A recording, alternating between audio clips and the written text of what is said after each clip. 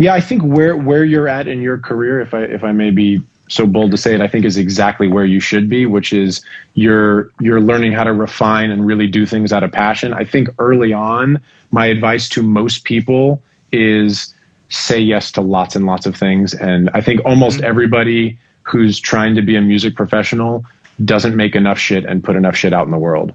I think everybody, it's something that you and I talked about, where early on, if you didn't have gigs, sometimes you would do another mix of a song you've already mixed just for the practice of it. We're in an era now where if you don't have enough stuff to do, that's your fault. I hate to be so blunt about it. It's always something to do. But you should be making everything. You should be like, and you're starting out, just make as much shit as possible. I was doing like 12 hours a day with Eric and another 4 or 5 hours producing records behind that, like 6-7 days a week, basically. Well, 6 days a week with Eric. And then the 7th day I would like see the sunshine and then finish producing stuff on the outside. Like that's what you got to be doing early on. And then as you go on, you start refining it and learning how to live, a human lifestyle like you're doing.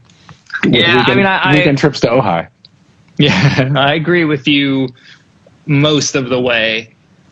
I think that there could be a balance. I don't know. I don't think anybody should work 7 days a week at this point. Yeah. I think it's worth doing so you know what it feels like. Sure.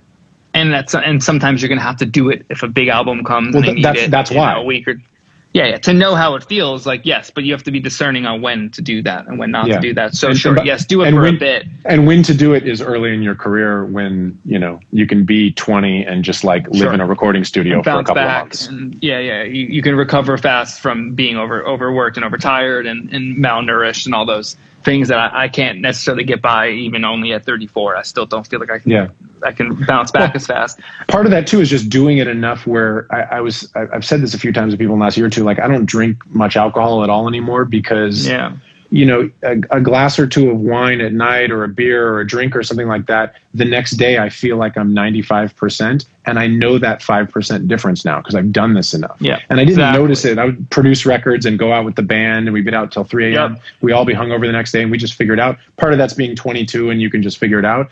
But in my 30s now, it's like, I know it's not like I get wild, crazy hangovers that I'm going to die from, but like I definitely understand the 5% difference and I'm trying to make the best records ever every time. So why not be at 100%?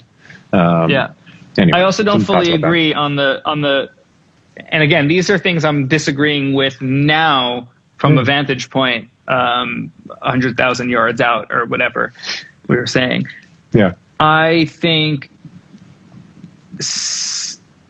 doing more of what you want to do or know that you're better at the earlier on helps you find your identity earlier on.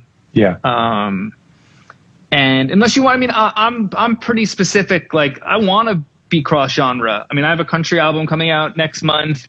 I'm working on a trap project now. I have more up the middle pop. Like I want it to be cross genre. It was a thing that I don't think that every engineer can be. And I'm not saying that I'm better than these humans. I think I've been influenced. But I think you have to decide if you're going to be more in that world, in a world or cross genre, and where your influence is coming from. Have you been educated on these genres and their history?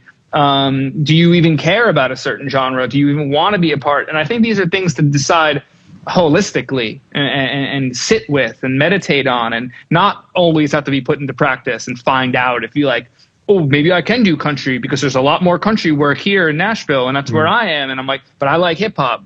So like, but why am I in Nashville? Do you want to do hip hop or do you want to do what's in your city? Like those are things that need to be discussed out loud and not just in your head always too.